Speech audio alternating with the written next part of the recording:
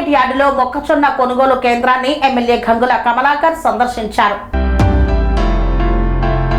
Karimnagar market యార్డులో మొక్కజొన్న కొనుగోలు కేంద్రాన్ని మాజీ మంత్రి ఎమ్మెల్యే గంగుల కమలాకర్ సందర్శించారు. మొక్కజొన్న కొనుగోళ్ల గురించి రైతులను అడిగి తెలుసుకున్నారు. గత 15 రోజులుగా తాము మార్కెట్కు తీసుకువచ్చిన ధాన్యాన్ని మార్కెట్ కొనుగోలు చేయడం లేదని ఈ సందర్భంగా రైతులు గంగుల కమలాకర్కు మొరపెట్టుకున్నారు. మార్కెట్లో అసౌకర్యాలతో పాటు దొంగల బెడద ఉందని, తాగేందుకు తాగునీరు, ఎండ నుండి రక్షణకు నీడ కూడా లేదని వాపోయారు. దీంతో గంగుల కమలాకర్ మార్కెట్ అధికారులతో ఫోన్లో సంప్రదించి గత 15 రోజులుగా మక్కలను కొనుగోలు చేయకపోవడంపై ఆగ్రహం వ్యక్తం చేశారు. అకాల వర్షాలు పడే ప్రమాదం ఉందని, కావున యుద్ధ ప్రతిపాదికన మక్కలను వెంటనే కాంటా పెట్టి సరిపడ లారీలు పెట్టి గోదాంలకు తరలించాలని డిమాండ్ చేశారు. లేకుంటే రైతులతో కలిసి పెద్ద ఎత్తున ధర్నాకు దిగుతామని హెచ్చరించారు. ఈ కార్యక్రమంలో ఫాక్స్ చైర్మన్ పెండ్యాల శ్యామ్ సుందర్ రెడ్డి, మాజీ జిల్లా గ్రంథాలయ సంస్థ చైర్మన్లు పొన్నం అనిల్, ఏనుగు రవీందర్ రెడ్డి తదితరులు పాల్గొన్నారు.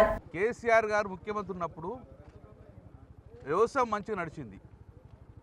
కరెంట్ వచ్చింది, నీళ్ళు వచ్చింది, పెట్టుబడి సాయం ఇచ్చిండ్రు. దాంతోపాటు పండిన పంట మొత్తాన్ని కూడా ప్రభుత్వమే కొనుగోలు చేసింది. అది మక్కలు కానీ, అది వడ్లు కానీ, రైతులు పండించిన ఏ పంట కానీ అన్నీ కేసీఆర్ గారు కొన్నారు. కొనగానే ఎఫ్సీ తీసుకోలే, రాష్ట్ర ప్రభుత్వం భరించింది. ఆ రాష్ట్ర ప్రభుత్వం భరించి గోడౌన్ లేకపోతే, ఆ రోజు కేసీఆర్ మాకు ఆదేశం ఇస్తే గోడౌన్ లేకపోతే అటు ఆంధ్రాలో జగ్గేపేటలో తీసుకున్నాం, కర్ణాటకలో బీదర్లో తీసుకున్నాం. అప్పుడు నేనే మాట్లాడినా, కొన్ని స్కూళ్ళల్లో హాలిడేస్ వేసుకుంటే స్కూల్ కూడా ఖాళీ చేయించి అందులో స్టాక్ పెట్టుకొని రైతు దగ్గర కొనుగోలు చేసి రైతుకు ఇమ్మీడియట్గా అమౌంట్ ఓటీపీ ఇచ్చేందుకు కార్యక్రమం తీసుకున్నాం. మరి ఈరోజు ఏమైంది ప్రభుత్వానికి? ఈరోజు పంట మార్పిడి చేయాలని ప్రభుత్వం చెప్తుంది. వరి పంట ఏకండి, పంట మార్పిడి ఏమని చెప్తే రైతులందరూ మీ మాట విని, ముఖ్యమంత్రి మాట విని ఈరోజు మక్కలు వేసారు. పంట మార్పిడి జరిగింది.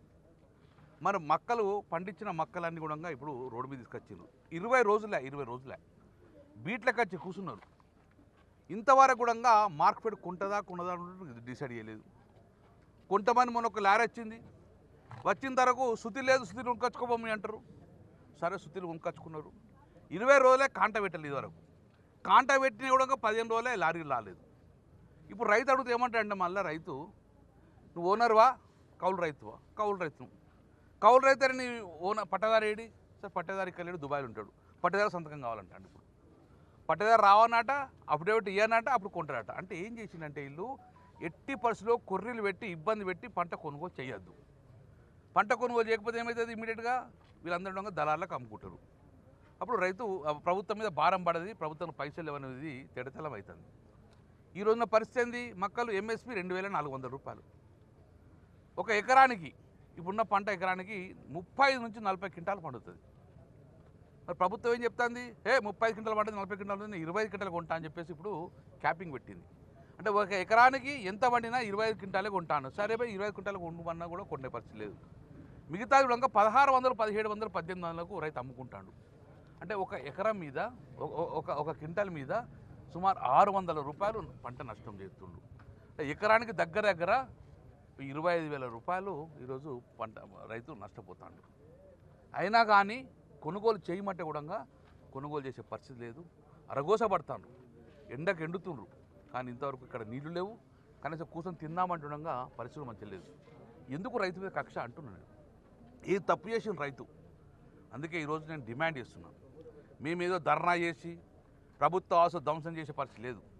ప్రభుత్వం వెంటనే చర్యలు తీసుకోండి. ఉంటాం ఇక్కడ 1 గంట కాదు 2 గంటలు ఉంటాం. మార్కెట్ డిఎం గారు వస్తా అన్నారు, వచ్చి మొత్తం లోడ్ అయ్యేదాకా ఇక్కడ ఉంటాం. లోడ్ కాకపోతే డెఫినెట్గా ప్రభుత్వం బాధ్యత వహించాలి. తదుపరి జరిగే పరిణామాలు కూడా ప్రభుత్వమే బాధ్యత వహించాలి. రైతుని ఇబ్బంది పెట్టకండి. నేను వచ్చి గంటే ఒక అధికారం లేడు, మార్కెట్ లేరు, నాతో మార్కెట్ యార్డులు కూడా లేరు. ఈ పరిస్థితి ఉంది. మీరు రాంగ్ అవుట్ చూడండి దయచేసి. ఇది మార్కెట్ యార్డా లేకుంటే డంప్ యార్డా? మొత్తం చూస్తాడో మొత్తము డంప్ యార్డ్లాగా తయారైపోయింది. ఎండాకాలం పడిన బీడి దాకా బారేస్తే మొత్తం మార్కెట్ యార్డ్ మొత్తం తగలబెట్టే పరిస్థితి వచ్చింది. మొత్తం గడ్డి మాపులతో ఉన్నది, క్లీనింగ్ లేదు, మొత్తం డంప్ యార్డ్ లాగా తయారు చేసి పెట్టిరు. ఇదా ఈ వాతావరణంలో రైతులు అమ్ముకో అన్నా? ఇదా ఈ పరిస్థితి? అంటే మొత్తం ప్రభుత్వం టోటల్ విఫలమైంది. రైతు పండించిన పంట కొనుటల్లో పూర్తిగా విఫలమైంది. అధికార యంత్రాంగం లేరు, అధికార యంత్రాంగం నడిపించే మంత్రులు లేరు, అధికార యంత్రాంగం నడిపించే ప్రభుత్వం లేదు. నిట్ట నేను రైతులను ఈరోజు పరిస్థితి చాలా అఘోరమైన పరిస్థితి, చాలా ఇబ్బందికరమైన పరిస్థితి. కాబట్టి రైతు దృష్ట వెంటనే మక్కలు కానీ ఈరోజు ప్యాడీ కానివ్వండి కొనండి, రైతులను కొని రైతును పంపించేసేయండి. ఆ స్టాక్ అనేది ఎక్కడ పెట్టుకుంటారో మీ ఇష్టము, కానీ ఇమ్మీడియట్గా రైతు దగ్గర కొనుగోలు చేయాలని చెప్పి మా ప్రధాన డిమాండ్ చేస్తున్నాము.